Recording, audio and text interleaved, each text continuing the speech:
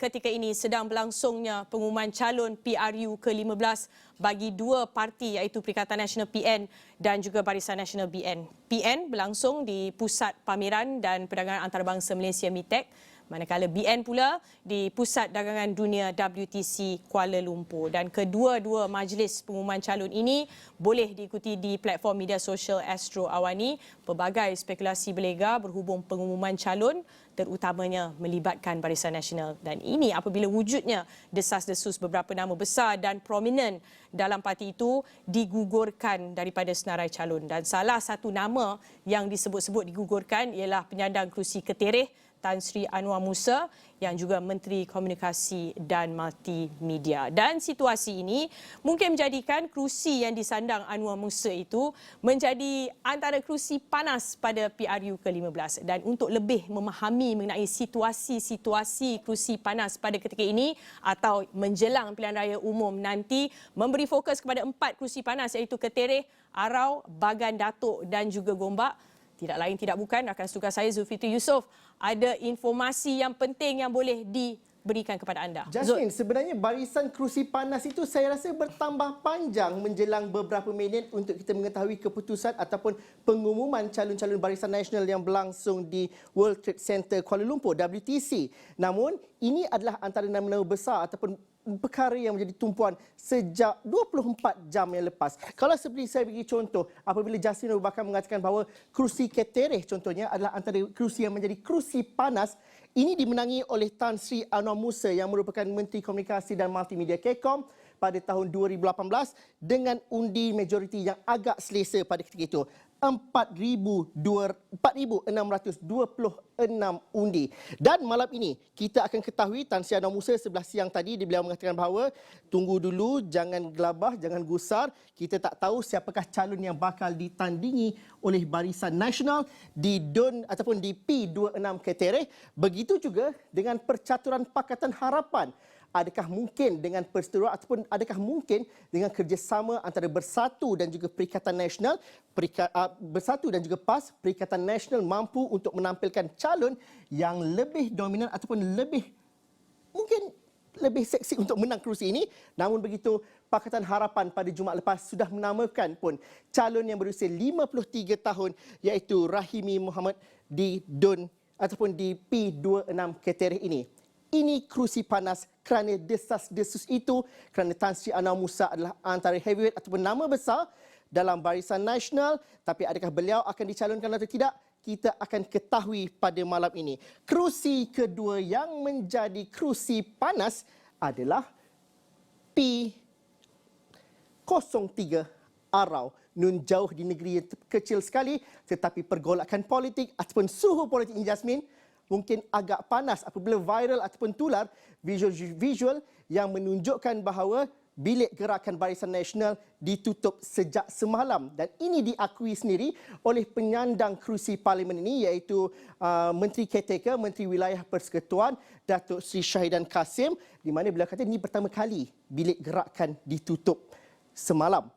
Apakah itu akan dijelmakan bahawa adakah Datuk Seri Syahidan Kasim akan digugurkan daripada senarai ataupun daripada calon yang bertanding di P03 Arau? Itu masih lagi menjadi tanda tanya. Dan kalau diimbas semula pada tahun 2018, Datuk Seri Syahidan Kasim menang dengan majoriti 4,856 undi. Dan sekiranya siapa pun calon yang diletakkan oleh Barisan Nasional di Arau, begitu juga dengan Perikatan Nasional, mereka akan ditentang oleh seorang calon anak muda berusia 27 tahun dari Pakatan Harapan iaitu Fatin Emilia Fazli, 27 tahun. Sudah pasti P03 dengan sokongan akar umbi dan juga sebarang cerita yang bakal dimeterai atau diketahui malam ini, sudah pasti P03 bakal melakarkan satu lagi percaturan ataupun melakarkan satu lagi sejarah dan juga perlu diteliti kerana mungkin pergolakan ataupun mungkin perkara-perkara yang berlaku dalam Barisan Nasional itu akan menentukan apa yang menjadikan P03 cukup signifikan sekali untuk dilihat.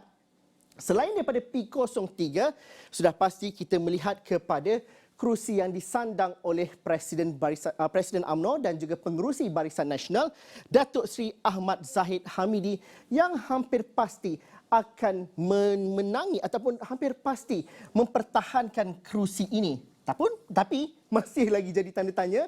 Malam ini pengumumannya, Perikatan Nasional tidak ketahui lagi siapa yang bakal ditampilkan calonnya. Itu juga pengumuman yang akan kita dengar daripada MyTech. Dan yang pastinya, Pakatan Harapan pada minggu lepas mengumumkan penyandang kerusi Hang Tuah Jaya, iaitu Samsul Iskandar Muhammad Akin, akan bertanding, akan berkunjung ke P75 Bagan Datuk. Mampukah kejayaan beliau daripada tahun 2013 dan juga 2018 untuk menentang giant ataupun menentang nama-nama besar ini? Kejayaan itu dapat diulang di P75 Bagan Datuk. Itu kerusi Presiden Parti dan juga pengerusi Barisan Nasional.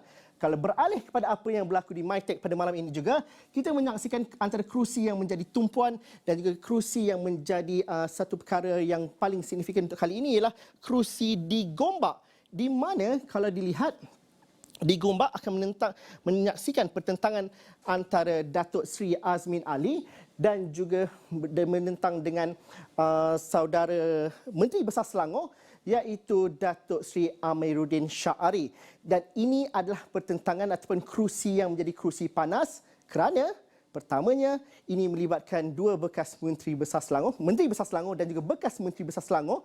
Mereka dikatakan adalah dalam satu pasukan yang sama dahulu, dan juga siapakah calon yang bakal diletakkan Barisan Nasional dalam pilihan raya umum ke-15 ini. Yang pastinya menjelang kita mengetahui siapakah calon-calon akhir Perikatan Nasional, Barisan Nasional dan juga Pakatan Harapan yang sudah diumumkan pada minggu lepas, malam ini insya-Allah jika segalanya berjalan dengan lancar, segalanya dimaklumkan kepada warga media, kita sedikit sebanyak akan dapat gambaran lebih 70% siapakah yang bakal dinamakan menjelang hari penamaan calon pada 5 November ini.